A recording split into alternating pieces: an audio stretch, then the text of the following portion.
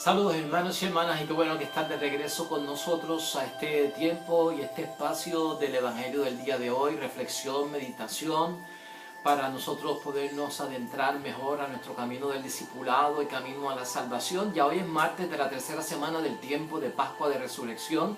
Tenemos una palabra, hermanos y hermanas, que nos invita hoy a reflexionar acerca de los que se resisten al Espíritu Santo. Ambas lecturas que tenemos en reflexión para este martes, la primera lectura y la segunda lectura, nos hablan acerca de la resistencia que hay al Espíritu, a Dios, a Jesús y las consecuencias de esta resistencia.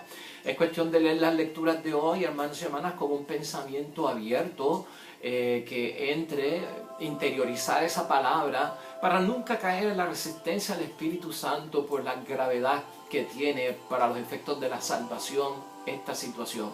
Miren, en la primera lectura tenemos lectura de Hechos de los Apóstoles en el capítulo 7, versículos 51 al 59, donde les había dicho que íbamos a tocar el asunto acerca del joven Esteban, primer mártir de la Iglesia Católica. Hace poco vimos nosotros que Esteban fue uno de los 7 diáconos seleccionados por los apóstoles. Le impusieron las manos, hombre lleno del Espíritu Santo de Dios y de probada fe, y sobre todo de buena conducta, buena fama.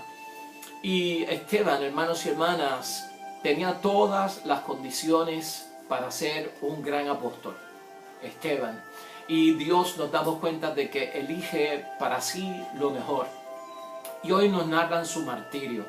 Un martirio de un joven que está de lleno en las cosas de Dios, dotado del Espíritu Santo de Dios, y tiene que predicar, tiene que defender la causa de Cristo, y empieza con lo que ha aprendido, y empieza en el tono que ha aprendido, y esto lo que provoca es una resistencia por parte de sus oyentes, que son judíos griegos, que son judíos pues que están controlados por la ley de su religión, y están en contra de todo lo que viene por parte de los cristianos.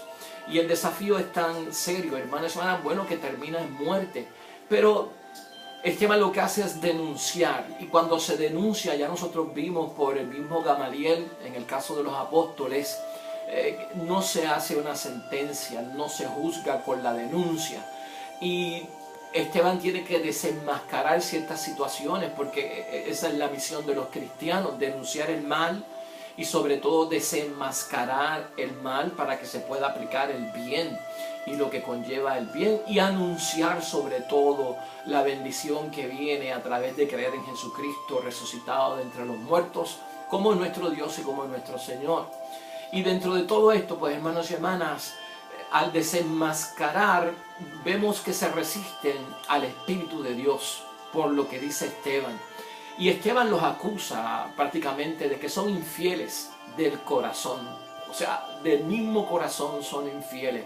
Porque son israelitas, hermanos y hermanas. Porque llevan una situación de rebeldía contra Dios. Y por eso es que enfatiza Esteban que la persona que se resiste al Espíritu, hermanos y hermanas, está en rebelión.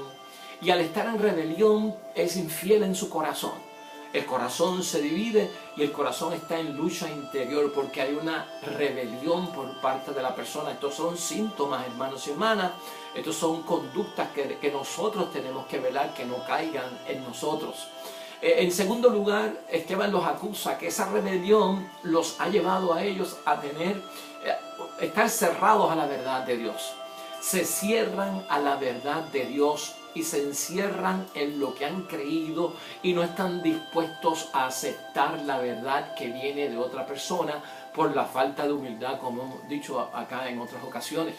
La falta de humildad en una propuesta como la de Esteban, como la de los apóstoles, de que Jesucristo es el Hijo de Dios, de que vino a salvarnos, de que Jesucristo es el Mesías, que precisamente viene por la revelación que ha habido de parte del pueblo contra Dios, por no seguir las leyes, por romper la alianza, y no aceptar eso, que lo que hace Esteban es desenmascarar como han hecho otros apóstoles, pues hermanos y hermanas, se cierran a la verdad. No tienen humildad, y porque se cierran a la verdad y no tienen humildad, hermanos y hermanas, esa resistencia es contra el Espíritu Santo de Dios. Y para aceptar la verdad de Cristo hay que ser humildes, hermanos y hermanas. Y vamos a tener que darnos cuenta de que a veces vivimos creemos y nos movemos y existimos dentro de verdades que no son ciertas, por más bonitas que parezcan, no son ciertas. Y en todo esto la tercera acusación por parte de Esteban es que pues, son duros de cabeza, o sea, de dura cerviz. Y al ser duros de cabeza, hermanos y hermanas, y tener dura cerviz, es que no se resisten tanto, hermanos y hermanas, que no están dispuestos a abrirse para nada que sea diferente a lo que ellos creen. Esteban, hermanos y hermanas, al hacer todo esto, se jugó la vida. Y es un hombre de tanta fe y tanta creencia en Dios, hermanos y hermanas, que tiene una visión. Y por eso es que decimos que Esteban hubiese sido un gran apóstol, porque Dios elige a los mejores. Y Esteban, antes de morir, tiene la visión de ver a Jesucristo a la derecha del Padre y ver los cielos abiertos, hermanos y hermanas. Algo que era básico para ser apóstol, no discípulo. Para ser apóstol, como vemos en la elección de Matías, tenía que haber sido alguien que hubiese conocido a Cristo, estado con Cristo y ser parte de su grupo. Y a Pablo lo aceptan porque la visión de Pablo es una visión espiritual, es una visión en forma de epifanía, una manifestación. Y a Esteban le pasa lo mismo, lo que pasa es que no sobrevive. Entonces lo denuncian, lo acusan, se hacen trampas, hermanos y hermanas, como siempre en Sanedrín, y lamentablemente es mandado a apedrear. El gobernador del tiempo está ausente y ahí se aprovechan los judíos. ¿Para qué? Pues para causarle la muerte a Esteban. Y en último lugar vemos que aparece la figura de un joven llamado Saulo, a quien le llevan la ropa de aquellos que han martirizado, que han latigado, que le han hecho daños. Tirarle las ropas al joven Saulo, que será muy más tarde transformado en Pablo, apóstol de las naciones, es como decir, cuando le cortan la cabeza a alguien, llevar la cabeza y decirle corté la cabeza. Y dice la palabra que Pablo, en aquel tiempo Saulo, aceptó todo lo que estaban haciendo en contra de los cristianos y gozaba de su aprobación. Así que esta es la historia de Esteban, hermanos y hermanas, y aprendemos mucho acerca de este joven que es el primer mártir de la Iglesia Católica y nos da a demostrar a nosotros, hermanos y hermanas, por qué nunca debemos resistirnos al Espíritu. Resistirnos al Espíritu es volvernos infieles de corazón, es cerrarnos a la verdad, es ser cabeciduros, hermanos y hermanas, es apartarnos y no creer en lo que ha sido una rebelión desde antaño. Y déjame hacer aquí, antes de que entremos en el Evangelio rápidamente, ¿por qué Esteban tiene que manifestar la rebelión de Israel? Hermanos y hermanas, y la rebelión de Israel, antier la tocamos nosotros cuando estábamos hablando acerca de la creación. Y todo lo que ha habido por parte de Dios desde el principio ha sido un rescate, hermanos y hermanas. Una vez Adán y Eva tomaron y comieron el fruto del árbol prohibido, del conocimiento de la verdad y de la ciencia. Hermanos y hermanas, desde entonces el hombre ha querido definir el mal y el bien por su propia cuenta y rechazar la definición de Dios acerca del mal y el bien. Y desde entonces, hermanos y hermanas, ha sido una cadena de rebelión. Una cadena de rebelión donde Dios ha tenido que intervenir en promesa para rescatar al pueblo, porque todavía Dios confía en que el hombre puede cambiar, en que el ser humano puede convertirse y regresar al árbol de la vida, que es Él mismo, ¿no? Él el que define el bien y el mal, y es la voluntad de Dios. La rebelión comienza, hermanos y hermanas, con Adán y Eva, y eso es lo que señala Esteban prácticamente cuando venimos a estudiar la palabra de Dios, con Adán y Eva. La rebelión por la desobediencia, la rebelión sigue con Caín y Abel, en el término de Caín y Abel por asesinar a un hermano plenamente por celo. Después sigue también con el nieto de Caín, hermanos y hermanas, la rebelión y el asesinato. Después de ahí podemos hablar nosotros de ¿qué? Del diluvio, hermanos y hermanas, donde en el diluvio también la humanidad se perdió en rebelión contra Dios. Hubo un gran diluvio sobre la faz de la tierra, como que esa agua sirvió para limpiar y purificar la tierra, dejando solamente a Noé con su familia, su esposa y sus hijos, como las personas que vinieron prácticamente a hacer una nueva humanidad. Y para colmo, hermanos y hermanas, Noé sale del arca, Noé siembra la uva, hace vino, se emborracha y su hijo lo encuentra desnudo y en vergüenza, tal y cual encontraron a Adán y Eva, Dios, desnudos y con vergüenza. Así encuentra el hijo de Noé a su padre, borracho, en desnudo y en vergüenza. Y es rebelión tras rebelión. Luego de eso pasa un tiempo y viene la Torre de Babel y entonces esta gente quiere construir una torre con ladrillo porque se ha descubierto el ladrillo como para hacer torres y para hacer demás, y quieren llegar hasta el cielo y quieren ver a Dios, pero no por medios espirituales, sino por medios por medios materiales. Y con eso termina la historia de la rebelión hasta cierto... Hemos llegado ahí hasta la mitad del Génesis, si seguimos hablando. Después de la segunda mitad del Génesis, lo que viene es la historia de una familia para salvar al mundo a través de un gran padre, que es el padre Abraham, Isaac su hijo y Jacob su nieto, y los 12 hijos de Jacob, que entonces forman las tribus.